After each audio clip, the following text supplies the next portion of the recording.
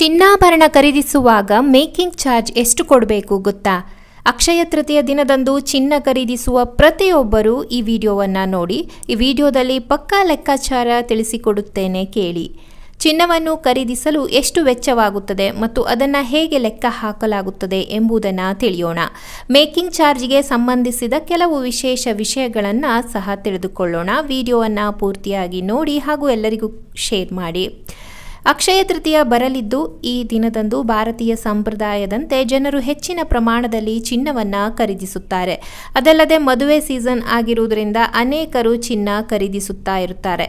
ಚಿನ್ನಾಭರಣವನ್ನು ಖರೀದಿಸುವಾಗ ಒಂದು ವಿಷಯವನ್ನು ಗಮನಿಸಬೇಕು, ಅದು ತಯಾರಿಕೆಯ ಶುಲ್ಕ ಅಥವಾ ಮೇಕಿಂಗ್ ಚಾರ್ಜಸ್. ಆದ್ದರಿಂದ ಆಭರಣಗಳನ್ನು ಖರೀದಿಸಲು ಹೋದಾಗ ಮೊದಲು ಮೇಕಿಂಗ್ ಚಾರ್ಜಸ್ ಬಗ್ಗೆ ತಿಳಿದಿರಲೇಬೇಕು. ಇದರಿಂದ ಚಿನ್ನಾಭರಣ ಖರೀದಿಸಿದಾಗ ನಷ್ಟ ಆಗುವುದಿಲ್ಲ. ಮೇಕಿಂಗ್ ಶುಲ್ಕಗಳು ಒಳಗೊಂಡಿರುವ ಆಭರಣಗಳ ನಿಜವಾದ ಚಿನ್ನವು ಕಿಲೋ ಆಧಾರದ ಮೇಲೆ ಹೊರಗಿನಿಂದ ಬರುತ್ತದೆ. ನಂತರ ಈ ಚಿನ್ನವನ್ನು ಕರಗಿಸಿ ಕೆಲಸ ಮಾಡಲಾಗುತ್ತದೆ. ಈ ಚಿನ್ನವನ್ನು ಉಂಗುರಗಳು, ನೆಕ್ಲೆಸ್ಗಳು ಅಥವಾ ಇತರ ಯಾವುದೇ ಆಭರಣಗಳಂತಹ ವಿವಿಧ ಆಕಾರಗಳಲ್ಲಿ ಅಚ್ಚು ಮಾಡಲಾಗುತ್ತದೆ.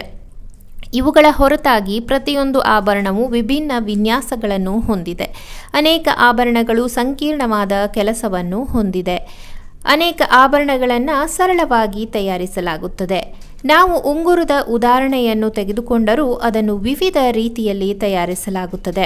ಅಂತಹ ಪರಿಸ್ಥಿತಿಯಲ್ಲಿ ಚಿನ್ನದಿಂದ ಯಾವುದೇ ಆಭರಣವನ್ನು ತಯಾರಿಸುವ ವೆಚ್ಚವನ್ನು ಆಭರಣ ತಯಾರಿಕೆ ಶುಲ್ಕ ಎಂದು ಕರೆಯಲಾಗುತ್ತದೆ. ಸರಳವಾಗಿ ಹೇಳುವುದಾದರೆ ಚಿನ್ನದಿಂದ ಆಭರಣಗಳನ್ನು ಮಾಡುವ ಕುಶಲಕರ್ಮಿಗಳ ಸಂಭಾವನೆ ಎನ್ನಬಹುದು. ಆದರೆ ನಾಣ್ಯಗಳು ಅಥವಾ ಆಭರಣಗಳಿಲ್ಲದೆ ಚಿನ್ನವನ್ನು ಖರೀದಿಸುವಾಗ ಯಾವುದೇ ಮೇಕಿಂಗ್ ಚಾರ್ಜ್ ಇರುವುದಿಲ್ಲ. ಯಾರಾದರೂ ಆಭರಣವನ್ನು ಖರೀದಿಸಿದಾಗ ಮಾತ್ರ ಅದರ ಮೇಲೆ ಮೇಕಿಂಗ್ ಚಾರ್ಜ್ ಇರುತ್ತದೆ. ಈ ಮೇಕಿಂಗ್ ಶುಲ್ಕಗಳು ಆಭರಣ ಮತ್ತು ಅದರ ವಿನ್ಯಾಸವನ್ನು ಅವಲಂಬಿಸಿರುತ್ತದೆ. ಉದಾಹರಣೆಗೆ, ಯಾರಾದರೂ ಹಾರವನ್ನು ಖರೀದಿಸಿದರೆ ಅದರ ಮೇಲೆ ಕೆಲವು ಸಂಕೀರ್ಣವಾದ ಕೆಲಸವನ್ನು ಮಾಡಲಾಗುತ್ತದೆ. ಹಾಗಾಗಿ ಅದರ ಮೇಕಿಂಗ್ ಚಾರ್ಜ್ ಹೆಚ್ಚು. ಸಾಮಾನ್ಯವಾಗಿ ಮೇಕಿಂಗ್ ಚಾರ್ಜ್ ಯಾವುದೇ ಚಿನ್ನದ ಬೆಲೆಯ 5-10% ನಡುವೆ ಇರುತ್ತದೆ. ಇದನ್ನು ಹೇಗೆ ಲೆಕ್ಕ ಹಾಕಲಾಗುತ್ತದೆ ಎಂದರೆ, ಮೊದಲನೆಯದಾಗಿ ಮಾರುಕಟ್ಟೆಯಲ್ಲಿ ಲಭ್ಯವಿರುವ ಆಭರಣಗಳ ಬೆಲೆ ಚಿನ್ನದ ಬೆಲೆಗಿಂತ ಹೆಚ್ಚಾಗಿದೆ ಎಂದು ಹೇಳುವುದು ಒಳ್ಳೆಯದು. ಆಭರಣ ವ್ಯಾಪಾರಿಗಳು ವಿಧಿಸುವ ದರದಲ್ಲಿ ಮೇಕಿಂಗ್ ಚಾರ್ಜ್ ಕೂಡ ಸೇರಿದೆ. ಉದಾಹರಣೆಗೆ, ಯಾರಾದರೂ 50,000 ರೂಪಾಯಿ ಮೌಲ್ಯದ ಚಿನ್ನದ ಸರವನ್ನು ಖರೀದಿಸಿದ್ದಾರೆ ಎಂದು ಭಾವಿಸೋಣ. ಮೇಕಿಂಗ್ ಚಾರ್ಜ್ 10% ಅಂದರೆ ನೀವು 5,000 ರೂಪಾಯಿ ಹೆಚ್ಚು ಪಾವತಿಸಬೇಕಾಗುತ್ತದೆ. ಇದರೊಂದಿಗೆ ಚಿನ್ನದ ಸರದ ಬೆಲೆ 55,000 ರೂಪಾಯಿ. ಇದು ಚಿನ್ನದ ತೂಕಕ್ಕಿಂತ ಹೆಚ್ಚಾಗಿರುತ್ತದೆ.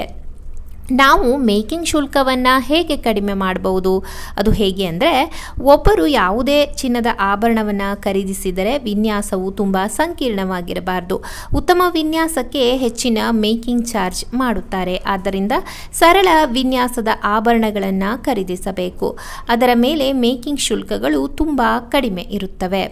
ವೀಕ್ಷಕರೇ, ನೀವೇನಾದರೂ ಆಭರಣ ಕೊಳ್ಳುವಾಗ ಈ ಮೇಕಿಂಗ್ ಚಾರ್ಜಸ್ ಬಗ್ಗೆ ಆದಷ್ಟು ಗಮನವಿರಲಿ. ಕೆಲವೊಂದು ವ್ಯಾಪಾರಿಗಳು ಅತಿ ಹೆಚ್ಚಿನ ಮೇಕಿಂಗ್ ಶುಲ್ಕವನ್ನು ವಿಧಿಸುತ್ತಾರೆ. ಹಾಗಾಗಿ ಎಚ್ಚರ.